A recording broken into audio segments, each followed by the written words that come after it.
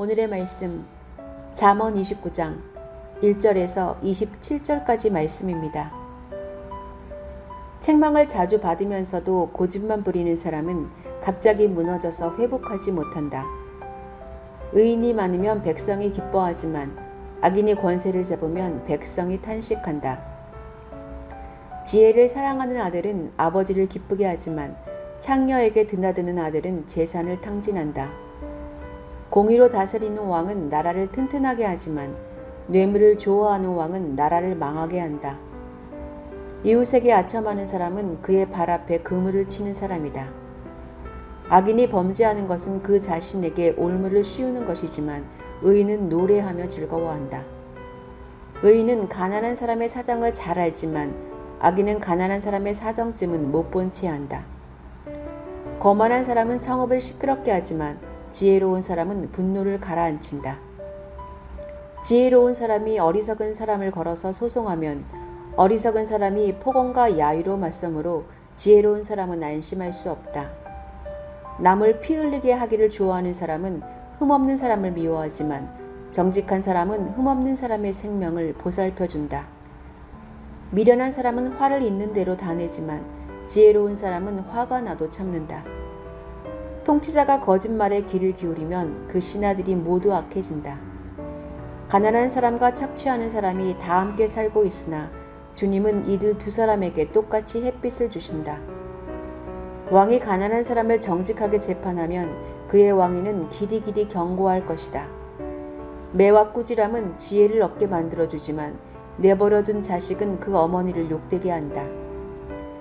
악인이 많아지면 범죄가 늘어나지만 의인은 그들이 망하는 것을 보게 된다. 너의 자식을 훈계하여라. 그러면 그가 너를 평안하게 하고 너의 마음에 기쁨을 안겨줄 것이다. 계시가 없으면 백성은 방자해지나 율법을 지키는 사람은 복을 받는다.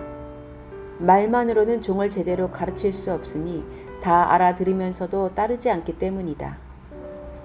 너도 말이 앞서는 사람을 보았겠지만 그런 사람보다는 오히려 미련한 사람에게 더 바랄 것이 있다.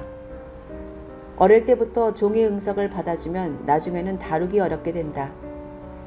화를 잘 내는 사람은 다툼을 일으키고 성내기를 잘하는 사람은 죄를 많이 짓는다. 사람이 오만하면 낮아질 것이고 마음이 겸손하면 영예를 얻을 것이다. 도둑과 짝하는 사람은 자기의 목숨을 하찮게 여기는 사람이다. 그러므로 자기를 저주하는 소리를 들어도 아무런 반박을 하지 못한다. 사람을 두려워하면 올무에 걸리지만 주님을 의지하면 안전하다.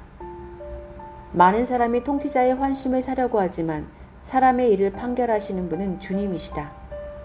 의인은 불의한 사람을 싫어하고 악인은 정직한 사람을 싫어한다.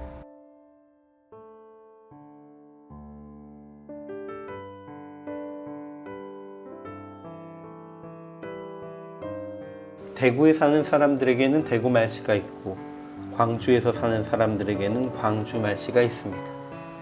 예전에는 서울 말씨도 종로 말씨, 마포 말씨와 같은 특정한 말씨가 있었다고 합니다. 그런데 지금은 서울에 사는 사람들 대부분이 거주하는 곳의 말씨가 아닌 가깝게 지내는 사람의 말씨를 닮아갑니다. 그래서 친구에 따라 전라도, 경상도, 충청도 사투리가 두루 섞이기도 합니다. 우리는 인종적, 언어적, 문화적, 종교적으로 다양한 이들과 섞여서 살아갑니다. 그리고 그들 중 정체성이 강한 이들에게 주로 영향을 받게 됩니다. 지혜로운 자와 미련한 자도 세상에 섞여 삽니다. 그러면서 주변에 그들도 영향력을 넓혀갑니다. 이 세상에는 가난한 자와 그들을 억압하는 포악한 자가 섞여 살고 미련한 자와 정직한 자도 함께 삽니다. 그러므로 의인이 많아지면 백성들이 즐거워하지만 책망을 받아들이기 싫어하는 악인이 다스리면 백성이 탄식합니다. 가난한 자를 돌보고 공의로 다스리면 왕위가 견고해지지만 묵시가 없으면 백성은 방자해지고 악인은 쉽게 노하고 많은 범죄를 저지릅니다. 그리고 지혜로운 사람들은 자식과 종들을 채찍과 꾸지람을 통해서 그들을 바르게 가르쳐서 자식이 부모의 기쁨이 되고 종들이 본분을 망각하고 방자하지 않게 합니다. 그들은 모든 일의 작정이 여호와께 말미암는다고 고백하는 이들입니다. 근본적으로 우리가 살아가는 세상은 모두가 부유하거나 지혜로운 이들만 살아갈 수 없습니다. 가난한 자, 미련한 이들도 함께 살아야 합니다. 하나님의 뜻을 구하는 이들과 자기 뜻대로 살아가는 이들이 이 땅 위에 섞여서 살아가기 때문에 진정 지혜로운 이들은 나는 미련한 이들에게 휩쓸리지 않아 라고 자신하지 않습니다. 오히려 그들은 모든 일의 작정이 하나님께 달려있음을 인정하고 가난한 자를 돌보고 공의로 다스리며 하나님의 묵시와 율법을 그 자녀들과 다음 세대에게 가르치는 역할을 감당합니다. 다른 말로 하나님 자녀의 본분에 충실한 삶을 사는 이들이 지혜로운 사람인 것입니다.